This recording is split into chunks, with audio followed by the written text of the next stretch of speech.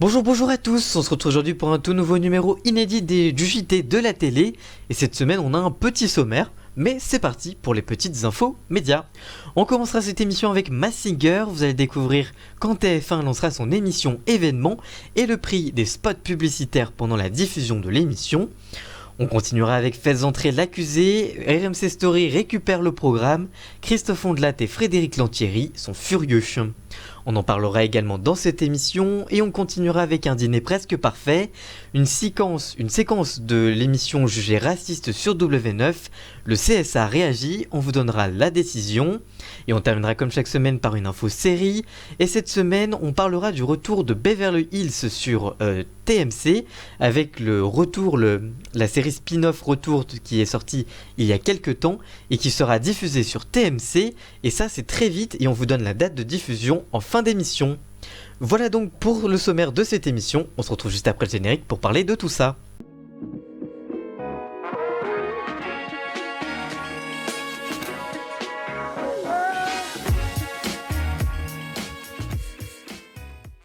On commence cette émission avec Masked Singer, découvrez quand TF1 lancera son émission événement et le prix des spots publicitaires. Alors que Danse avec les stars est en difficulté le samedi, Camille Combal prendra les commandes de cette toute nouvelle émission Masked Singer le vendredi. C'est Camille Combal qui animera donc Masked Singer, une émission adaptée d'un format coréen où 12 célébrités s'affrontent durant plusieurs semaines, cachées sous d'immenses costumes, représentant une licorne, un cupcake, un lion, un panda, un paon ou encore une abeille. Ils doivent livrer les meilleures prestations possibles pour ne pas être éliminés. Afin de l'aider de partager, le public et les enquêteurs, composés d'Alexandra Sublet, Angoun, Jarry et Kev Adams, devront voter et tenter de deviner quelle célébrité se cache sous le masque. Pour TF1, l'émission consiste à un réel enjeu commercial, puisqu'elle demandera 97 000 € pour chaque spot publicitaire de 30 secondes lors des 3 coupures pub des 2 premiers primes. C'est plus que les Energy Music Awards avec ses 82 000 € qui a alors frôlé les 5 millions de téléspectateurs lors de la dernière cérémonie. Camille Combal devra donc faire minimum ce score pour être un succès d'audience. Le programme Masked Singer a été lancé en Corée du Sud en février 2015 et a connu un vrai succès d'audience, mais n'a connu qu'une seule adaptation directe en Chine, avant de l'être en Thaïlande, au Vietnam et en Indonésie. Mais c'est surtout après le carton de la version américaine en tout début d'année que les choses se sont accélérées pour le format, puisque l'Allemagne et le Mexique ont alors proposé leur adaptation, tandis que l'Australie, la Bulgarie et aux Pays-Bas, les diffusions sont toujours en cours. Mais la France n'est pas la seule à préparer son adaptation de Masked Singer, puisque l'Argentine, la Grèce, l'Italie, le Portugal, l'Afrique du Sud, l'Espagne et le Royaume-Uni le font aussi et seront prochainement diffusés sur les chaînes de télévision locales. Et pour nous la France, c'est le vendredi 8 novembre prochain à 21h05 que TF1 donnera le coup d'envoi de Masked Singer avec Camille Combal pour plusieurs semaines de compétition. On continue cette émission avec Faites entrer l'accusé, RMC Story récupère le programme, Christophe Ondelat et Frédéric Lantieri furieux. Alors que France 2 avait annoncé l'arrêt de la diffusion du programme après les derniers numéros, qui seront diffusés début 2020, c'est RMC Story qui décroche le retour du programme. C'est dans un communiqué que RMC Story a fait une annonce qui a fait grincer des dents. Il révèle que la chaîne a récupéré les droits de la célèbre émission de faits divers de France 2, Faites entrer l'accusé. Après avoir déjà récupéré l'autre magazine des crimes du service public il y a quelques années non élucidé, la chaîne du groupe Next Radio TV récupère le pionnier du genre avec Faites entrer l'accusé. RMC a également récupéré et relancé Striptease, déjà diffusé sur le service public cette année, mais cette fois sans succès pour l'émission et le retour du programme.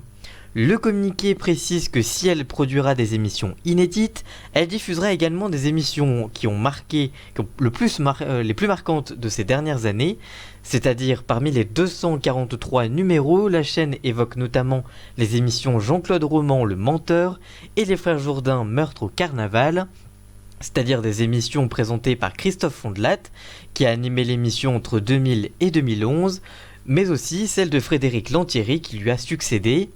Malgré tout, l'incarnation des numéros inédits n'est pas encore connue, mais devrait se faire sans l'animatrice actuelle Frédéric Lantieri, selon Le Parisien.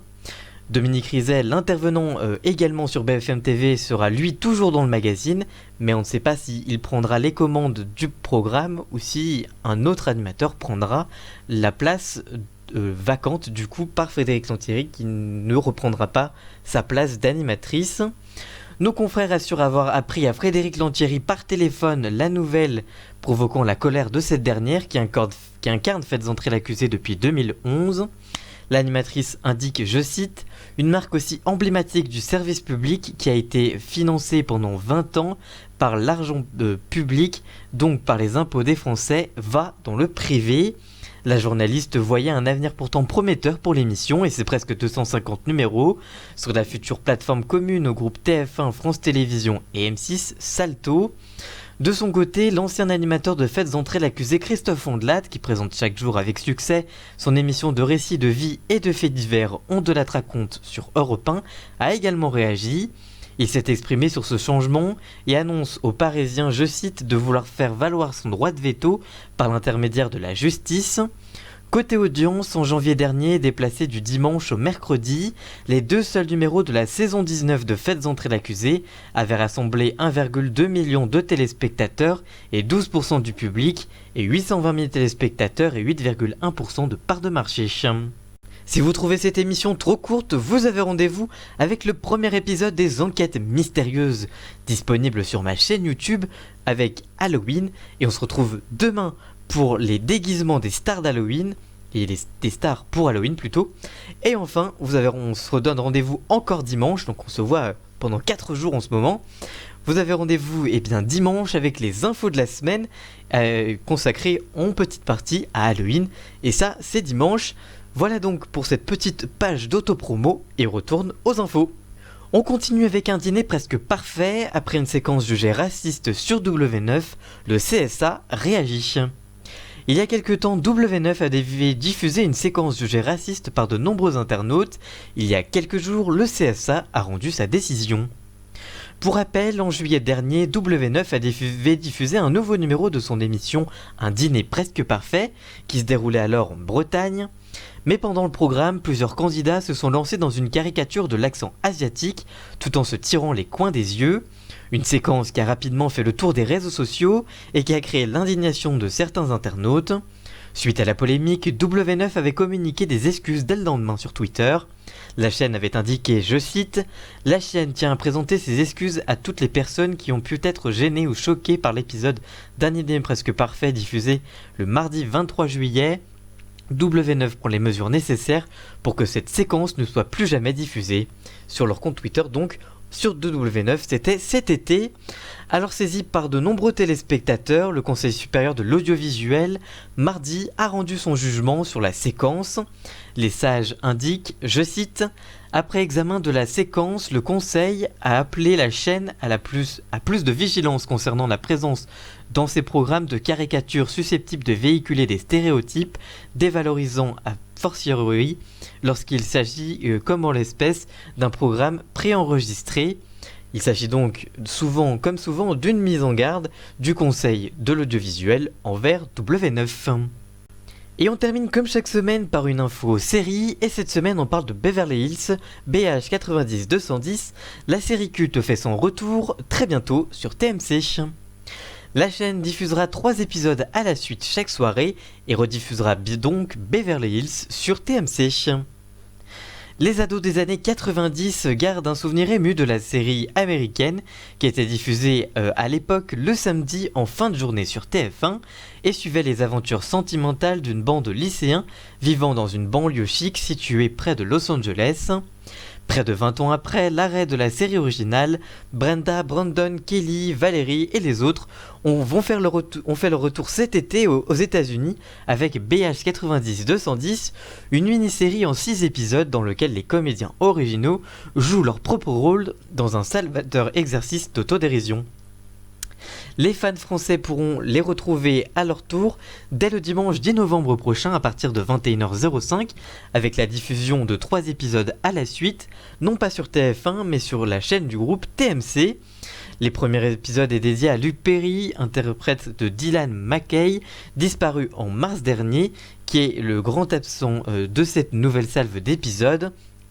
L'intrigue débute alors que Tori Slining et Jenny Kars se rendent à une convention réunissant les principaux acteurs de Beverly Hills 90-210. Aux États-Unis, le premier épisode de BH 90-210 a été un vrai succès d'audience pour la Fox, suivi en moyenne par près de 4 millions de téléspectateurs, soit le meilleur lancement estival pour une série américaine depuis 2013. La fiction a vu ses audiences s'effriter semaine après semaine pour ne rassembler plus que près de moins de 2 millions de téléspectateurs devant le 6e et dernier épisode de cette nouvelle salve d'épisodes. Que pensez-vous de tout ce qu'on vient de vous parler, de Masked Singer, de Faites entrer l'accusé, de la décision du CSA ou encore du retour de Beverly Hills sur TMC? Dites-nous tout ça dans les commentaires, on vous lira bien évidemment. Et maintenant on passe tout de suite au programme de la semaine, c'est parti, générique. Autre nouveauté de la saison, c'est le programme télé de la semaine. Je vous propose 2 coups de cœur qui arrivent la semaine prochaine à l'antenne, et ça on en parle juste après le jingle.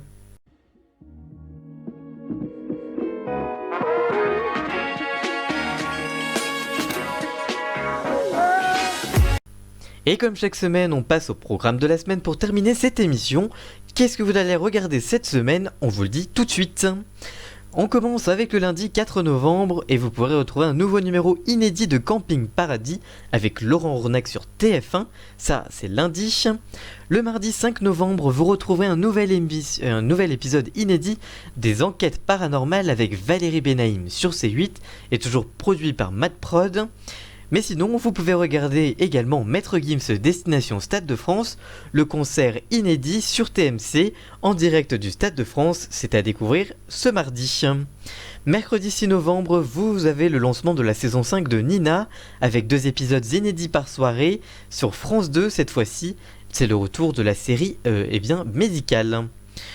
Jeudi 7 novembre, vous avez Danse avec les stars en inédit avec Camille Combal. Et oui, l'émission est transférée du samedi au jeudi, puisque le samedi, vous aurez rendez-vous avec les Energy Music Awards.